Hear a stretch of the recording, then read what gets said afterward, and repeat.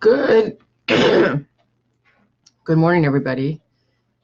So I'm right now in the thought process of analyzing data and just looking at the different world populations, looking at their politics, propensity of war, what the West does to go and try to peacekeep or wage war.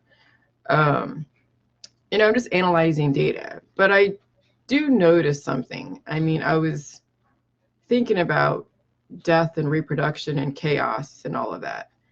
And when there was a major catastrophic event that happened in America, just looking simply from American politics, the baby boom happened post World War II. There was a surge in fertility after 9/11. And I'm sure even after the Great Plague back in the 1400s in Europe, there was an increase in population. Actually, there was, only because, there's probably a lot more people now than there was back in the 13th, 14th century. And so where does reproduction comes from? It comes from war. It comes from chaos. It comes from death. And so there's something to these wars that are being waged at this point. With America being continuously at war with somebody.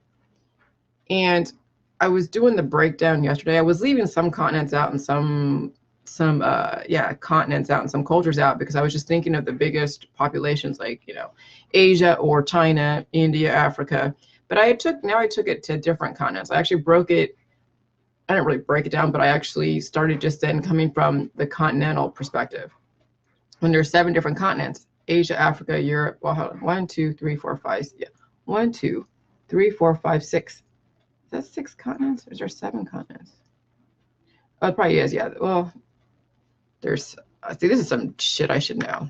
So excuse me. Hold on. 7 continents.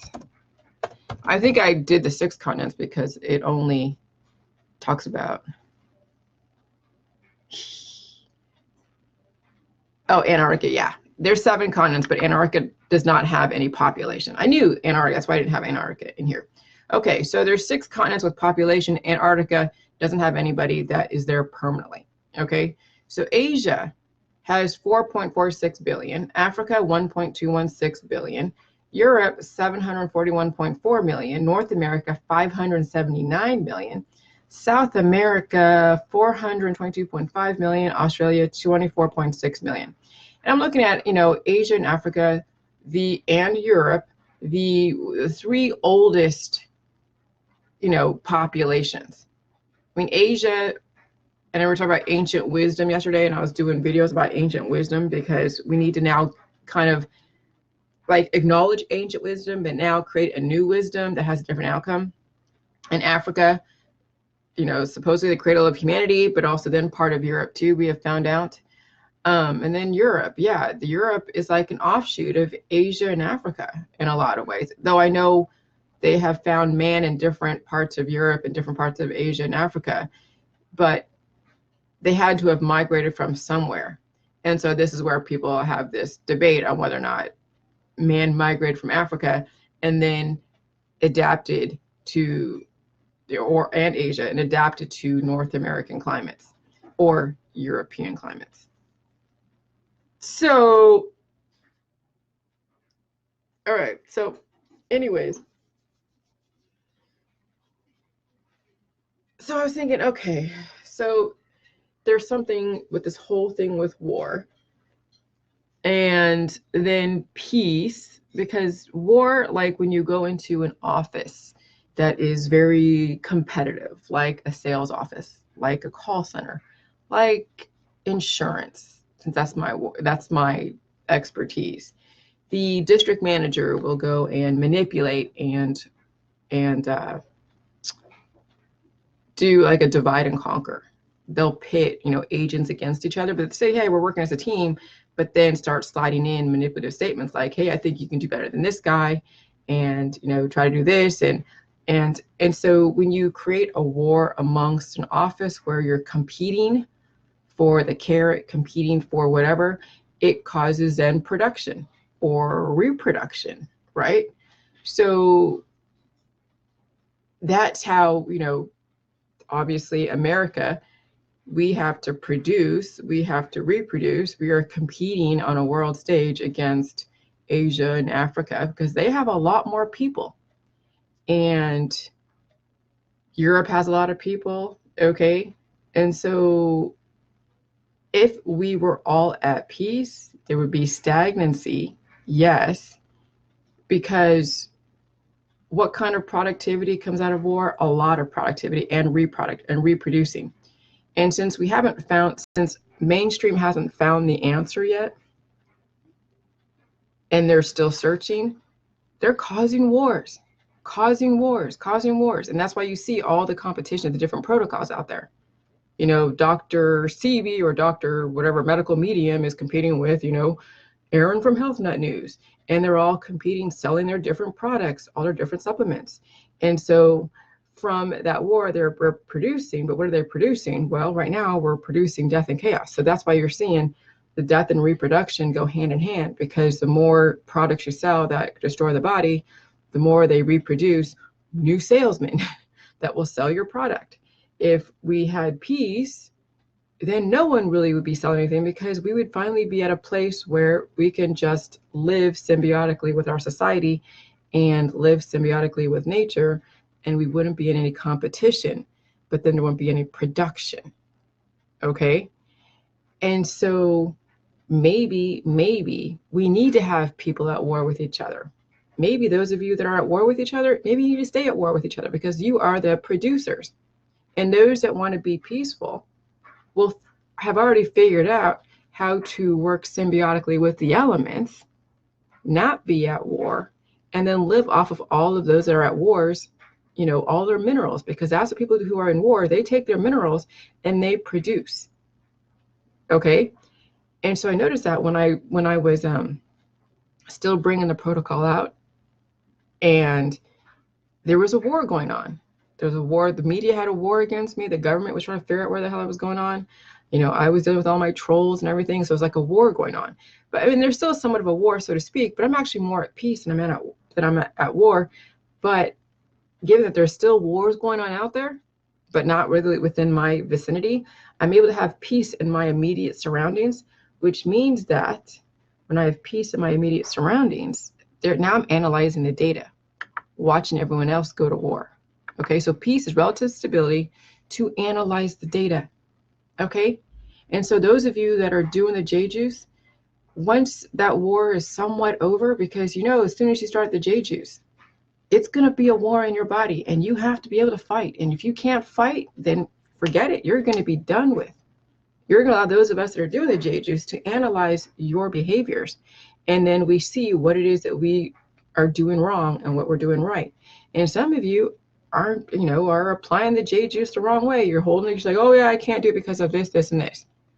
Some of you could take a break from your job for like maybe, have a cycle where you're off for a week and then working 3 weeks. And during that whole week, you can do the J juice, hit it hard, and then get back onto the plane or whatever, and go and keep a relatively clean diet until your next break of a week. Some of you do have that ability to control your schedule. Okay, so if you guys are still at war with yourself, and you continue to be at war with yourself, those of us that are at peace will analyze these behaviors and figure out how can we finally get to where humanity is at peace. And that means that, yes, the population has to decline, but it already is happening. Mother Nature keeps the balance. Because here's the thing, medicine, no matter what kind of medicine, remedies and medicine are the workarounds. Those are the patches that go and just weaken the core. Okay? And so when you have war, death, and reproduction, then you have peace, relative stability to analyze the data. And that's why we have America and Europe not completely having so many things happen to us. But yet when we do see something like, World War II and 9/11, there's an upsurge in fertility. But we are seeing now the baby boomer population decline very fast. we're seeing people decline, people developing very quickly in Western world, and we're seeing people decline very quickly, which is very concerning. And that's why they keep trying to do these workarounds and patches. But at some point, modern medicine is going to be ancient knowledge. And that's why I said yesterday, those of you that want to study ancient knowledge, that stays in the past. Because that's what led us up to where we are today, to where we can be able to think in this way and develop the internet and develop a think tank. But now you have to let go of some of the ancient past, the ancient wisdom, and start developing new wisdom, which means that the body has to be in relative peace to be able to study those that are at war. Because there's a lot. So that's why I kind of now sit back and look through my feed and see how many people are at war with themselves. Because not even just war with your friends and family. Some people are at war with themselves. And you watch them struggle with trying to apply the J juice to their busy schedule. And then they have all these justifications of why they can't do it. Oh yeah, my schedule's so busy, I can't do this. And now I'm like, da-da-da. And they start having these pontifications and revelations about who they are in their life and society, when really they should just apply the J juice, construct their schedule in such a way and take a pay cut. Cut down on all your extra hobbies and actually put the energy towards yourself. Okay. And so looking at these populations, with Asia and Africa being the hugest populations, then Europe coming in third, and then North America, and then South America, then Australia, and of course Antarctica has no permanent residents.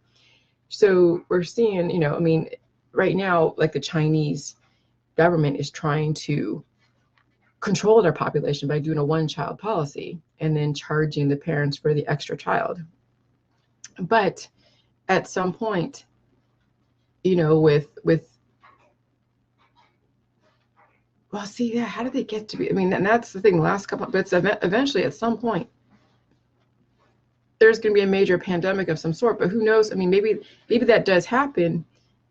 But when you think about how when reproducing on so many, this is going to be interesting to see how Asia and Africa, and then how North America, which is like third from the bottom, North America would be decimated first. When you think about as far as a major pandemic, Asia and Africa could absorb that casualties. And that's probably why we have such a huge vaccine campaign. But when you're dealing with a small population like North America, 579 million versus 4.46 billion, we are way down there. And so, so even though we can create vaccines and medicines, it's not going to help those in our society that keep reproducing on bodies with so many issues. And then there is a pandemic that comes out of Asia and Africa, and that population can take the hit. They have a lot of extra people that they can expend, and then, will absorb that casualty. But then can North America afford to take a hit like a major pandemic, even with the vaccines out there, that when like the Ebola virus? Okay. Can North America and South America afford to take that hit? Could Europe afford to take that hit? And so we're gonna just watch everything. Watch the politics. I was thinking about like Russia being like a small population of like 293 million, but they're part of the bigger picture as far as Europe. But Europe, like the UK and Russia, they're not really aligned with each other. There's still, so Vladimir is trying to flex his muscles and also produce vaccines too to help his population. But for him to double his fertility rates, do they need to have some kind of like a Chernobyl, which they just had the smallpox lab explode? So I don't know. I'm just putting this information out there. I don't really have an answer yet, but you guys just have to kind of see the patterns and the data and potential theories of why our government does what they do, because they're no different than us. They just have a lot more resources to expend to try to manipulate behaviors and people and resources. And it's not for nefarious intentions, because if it was true, then we would all be dead. America wouldn't be around if they really truly wanted to kill us off. Because when you look at it, Asia has 4.463 billion people. Africa, 1.216 billion people. That's a lot of freaking people. They can afford pandemics. They are, and Asia has, like, China and India, and they have bombs and they have, all that stuff.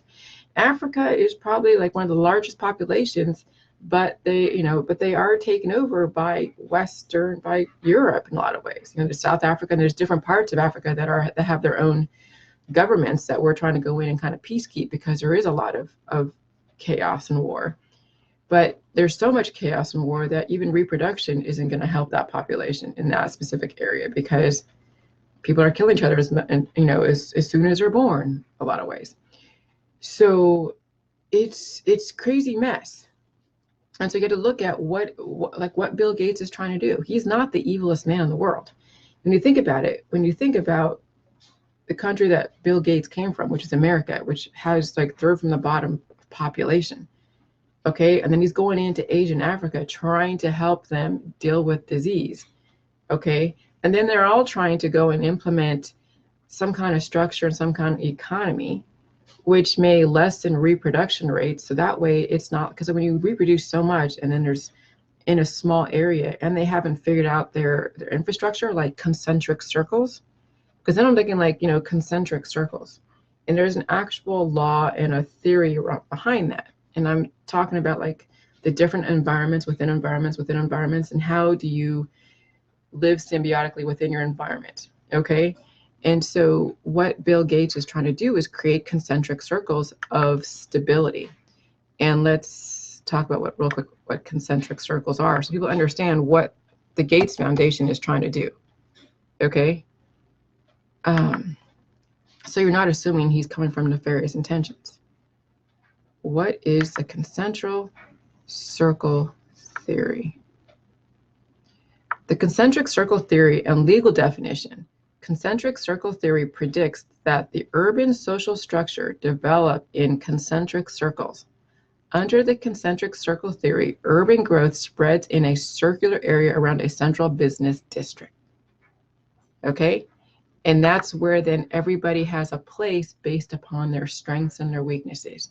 So you have a city like Canton, Ohio, or like Cleveland, Cincinnati, Toledo, all these major cities in Ohio. And then you have all of the growth, all the supporting, like when you look at the circle, all the supporting population and industries that support that central district. So you have all the legal, the capital, city hall, all that stuff. And then it goes out. And then where do you fit in within that concentric circle? And are you adapting to that concentric circle so you can live? When you don't have a concentric circle, it's like chaos. It's like roving bands like Genghis Khan, and they rape and pillage and live at baser instincts and populate the earth with their seeds. Okay? And so that's essentially what Bill Gates is doing, and what the UN and the Peace Corps is doing, is trying to give some kind of stability in the region to yes, control reproduction, so you're not having death and reproduction happen so instantaneously. Have a little bit of lag time in between. And America is like a prototype of that lag time in between, where yeah, we get 60 years of figuring it out, but eventually there is an end of your time if you haven't figured it out. But you're seeing in some third world countries, they're living very primitively. They haven't figured out how to elongate and not have so much war. I mean, there's still war in your body. Don't get me wrong. It's not like you found peace. Like, even though I live here in like Canton, Ohio, and they're relatively, like, I'm right now sort of in the ghetto, but not really. Okay, there's still wars going around, but I got peace within me in my world, and I'm studying those who are at war. I'm studying my society. I'm studying all of you who are at war with your body and figuring out where you went wrong and where you went right. And that's why we have right now America being able to contribute to advanced technology, because even though we do have wars going on, we have people who are at peace. And it's that balance. How do you balance out war and peace? Because from war comes reproduction and production. And then peace is where you can sit back and analyze the data and figure out, okay, how do we reconfigure the future so we don't have any more war? Where, yeah, there's going to be at some point 500 million people on this earth living symbiotically with the environment. And whether or not you think eternity, I don't know, eternity is like immortality. You know, time is a construct. Time really isn't anything that I would put too much emphasis on unless you're on a death trajectory, of which then people have bucket lists. They're feeling like they're in a hurry to go and achieve all these things before they pass away, you know? And so what I see in the future is that, yes, at some point, a certain amount of us in Asia, Africa, Europe, North America, South America, and Australia will live symbiotically with their environment. We're not going to be at war with ourselves or each other. And we have enough brains in our society to fulfill the needs of that population. Okay, so that's just my take for today. And I wasn't actually thinking of all this stuff. I just kind of came to me when I'm thinking about concentric circles, and I'm thinking about, you know, studying those of you that are at war. And yeah, war and peace, it's a balance. You have war and you have peace until you can have straight peace, where when you're stagnant, it's okay to be stagnant because you're still living. Stagnancy is okay if you solve the problems in what you perceive as a problem. And when somebody is constantly going to get medication, that's a problem. Even though they don't think it's a problem that they don't really acknowledge as a problem they need to solve. Because they think that if you get medication, get these remedies, do all this stuff, that'll buy you a few years. Oh yeah, but they already have an expectation that they're going to die. Okay, so, you know, peace is finally, when you have just straight up peace, it means you've solved the issues of the society, the war issues. Okay, but right now we need to have a balance of both until people figure out personally, because some of you are at war with yourself and you won't figure it out until you pass away, and that you won't figure it out. That's just the end of the line for you.